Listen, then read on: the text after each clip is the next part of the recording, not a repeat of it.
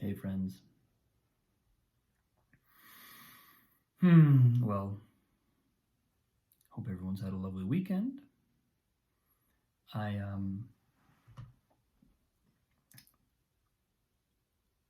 It's been an interesting day. Had another very full day of work.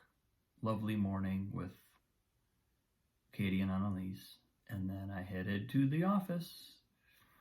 And there's an interesting thing that's happening because it's like when your house becomes a film set, I really felt like I didn't own the house anymore. It becomes almost like backstage at a theater where things are just kind of, everything is utilitarian. Nothing is what it is. Nothing is a real thing. Everything represents something because that's what film is. And so it's either in front of the camera, in which case it's important how it looks, or it's behind the camera, in which case it's not important how it looks, it's just important how it functions. And there's this interesting way of thinking that's kind of along those lines that occurs on a set. It's like everything becomes objectified, literally, not in any kind of negative connotation sense, but just quite literally. That's what film does. There's an objectification because of the nature of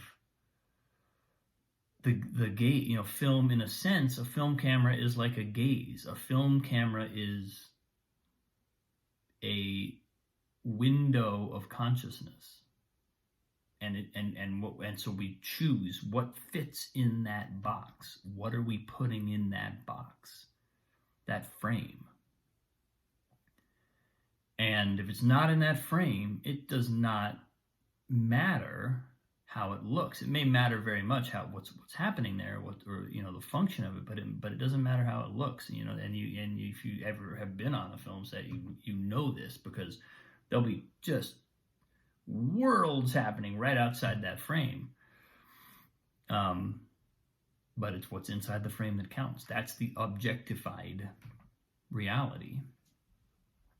And I noticed that as the film crew kind of moved in here, and especially as they started to kind of ramp up doing their thing, there was a couple days early on when I felt like there was a transitional period, and then there was a period where it felt like, okay, this is just no longer my house. It just felt like it wasn't my house anymore. I started to see my own house in the same way that a film crew might see it. Now, it helped that they removed all our furniture and put in all of their furniture, because that just completely changed the nature of it just changed it visually into something else. But the rooms of a house are still the rooms of a house, and the layout is essentially still the same. They didn't decide that the dining room was the kitchen. They just put a different dining room table in there. So it was all still, I think that the shift in my feeling about it was greater than might have been implied by just kind of a rearrangement of the furniture. And yesterday was the first little hit that I got. Yesterday when I was walking around the kitchen, I started to feel like, oh, okay, now I'm back in my house. And it was weird because it's the kitchen. They didn't really even rearrange anything in the kitchen. They put a different table in there, but the kitchen counters, the kitchen appliances, everything in the cabinets, everything is still there. It's ours. Nothing was really changed that much. And yet I still had the feeling this is not my kitchen, until yesterday when I started to feel, oh, this kind of is my kitchen again. It's a bizarre thing. It's a bizarre thing how that works. It's kind of remarkable. And I'm just kind of like clocking it, because today I've been the only person here. It's the first day that I haven't seen anybody from the film crew. First day in 2 weeks or a week and a half, and it's kind of amazing to be here, and like feel the house shifting in energy, shifting, away into this kind of like objectified film artifact, and now to feel it shifting back into a home, to being a home. It's bizarre to me that the energetic sensation is so powerful. I don't think I would have anticipated. I wouldn't have known that. And I think so. That's just sort of something interesting that's happening to me right now. But I think it's also it's significant on a kind of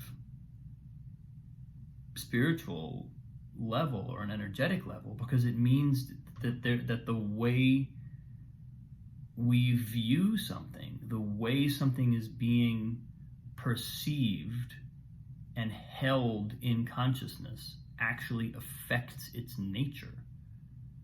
That's a remarkable thing to realize. Now, I wouldn't say that it's unique. I wouldn't say that that's like necessarily a new idea. It's just sort of amazing to feel it really kind of palpably affect, have an effect on how my body relates to my house. That's amazing to me. That's kind of a big thing to experience. To notice that because there's all this consciousness in the house now, and I mean at one point it was probably 200 people. It was the entire block was just covered in people. And to realize that because of the way the place is being held in consciousness, that has an effect on my energetic relationship to it. That's huge. That's huge, and very kind of like, I don't know. It reframes things for me in a way that this is interesting. It's interesting to feel that. And I think it's actually oddly appropriate that this week that I was not in my own house, I was also doing this work that is sort of, it's really in my wheelhouse.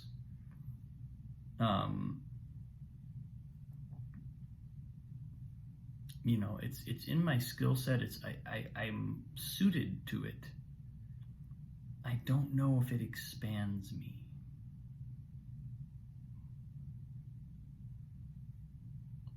That's something I was talking to Katie the other day, and she was talking about something she read, which I'm going to paraphrase and probably horribly mangle because I don't really know what she was talking about. But she was saying something about how there are these archetypes, did she call them,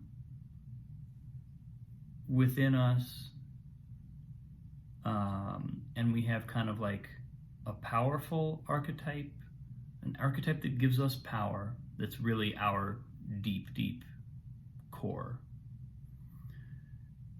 an archetype that is supportive of that, so like a second thing, and I think of these in terms of like, what's my life about, right? The primary archetype is a sort of an embodiment of all the things my life is really, truly, deeply about. Connect me. If I'm doing this work, I'm connected.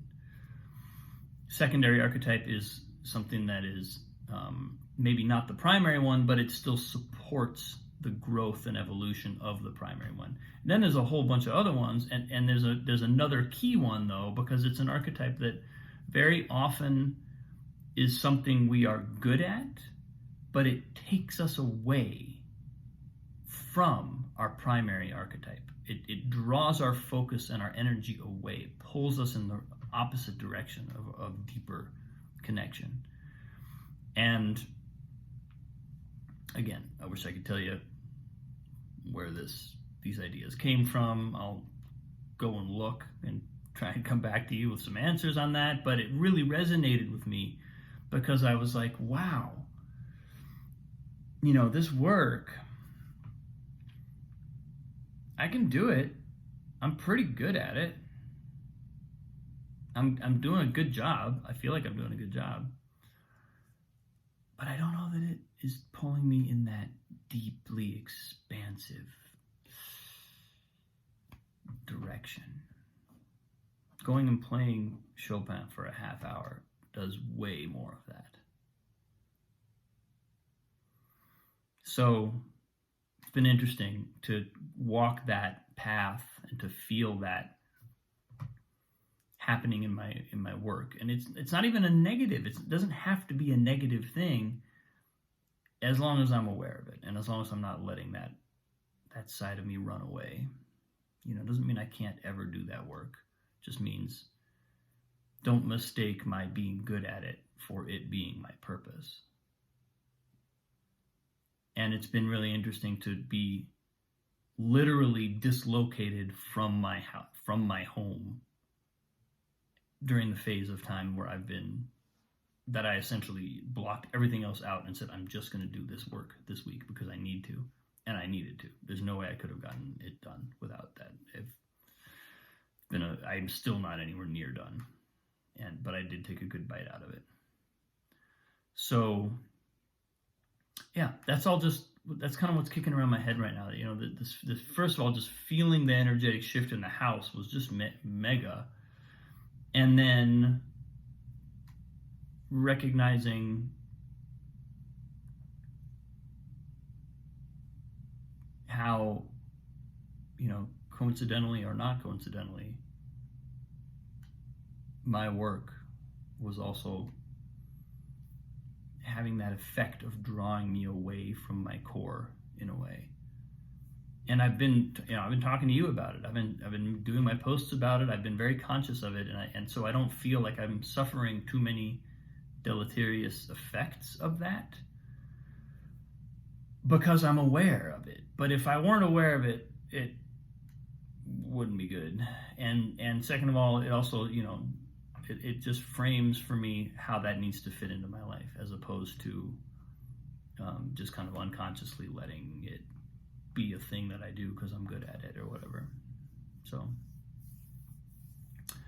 suspect some of you might have similar things in your life, might resonate with this. Thanks for watching, folks. So much love, so much appreciation. I just can't say it enough how deeply I value this conversation and this engagement that I'm getting from all of you. So, love you. Have a wonderful day. I'll see you tomorrow.